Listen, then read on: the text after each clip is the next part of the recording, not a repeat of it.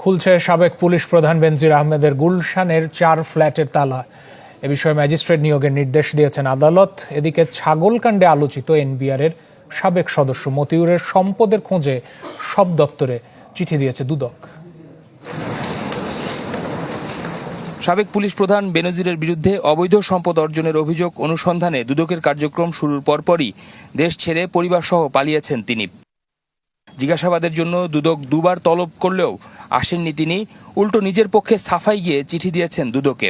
যদিও এর আগে আদালতের নির্দেশে বেনজির ও তার পরিবারের স্থাবর অস্থাবর সব সম্পদ জব্দ করা হয়েছে। দুদকের আবেদনের প্রেক্ষিতে বিভিন্ন জেলায় বেনজিরের জব্দ করা সম্পদ বুঝে নিতে রিসিভার নিয়োগ করেছেন আদালত। রোববার গুলশানে ৯,০০০ স্কোয়ার ফিটের বেনজিরের 4টি ফ্ল্যাটের তালা খুলতে ম্যাজিস্ট্রেট নিয়োগের নির্দেশ দিয়েছেন আদালত। আমাদের আইন মোতাবেক যা যা করার তা আমরা করছি। মাননীয় আদালত একটা আদেশ দিয়েছে ওই বেনজিরের বাড়ির তালা খোলার জন্য একটা ম্যাজিস্ট্রেট নিয়োগ করা, সে আদালত যেভাবে নির্দেশ দেয় সেভাবে চলবে। এদিকে ছাগলকাণ্ডে আলোচিত এনবিআরের সাবেক সদস্য মতিউরের সম্পদের খোঁজে সংশ্লিষ্ট সব দপ্তরে চিঠি দিয়েছে দুদক। সরকারি কর্মকর্তা, সে পুলিশ, এনবিআর, আমলা যাই বলেন, সবার বিরুদ্ধে যেসব অভিযোগ আসে বিধি মোতাবেক যা হয় তাই আমরা করতেছি।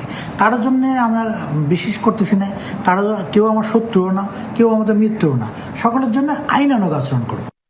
মতিউর ও তার স্ত্রীর বিরুদ্ধে বিদেশ যাত্রা নিষেধাজ্ঞা দিলেও কবে জিজ্ঞাসাবাদ করা হবে তাদের, এ বিষয়ে এখনো কোনো সিদ্ধান্ত নেয়নি সংস্থাটি। শফিকুল ইসলাম সবুজ, চ্যানেল 24, ঢাকা।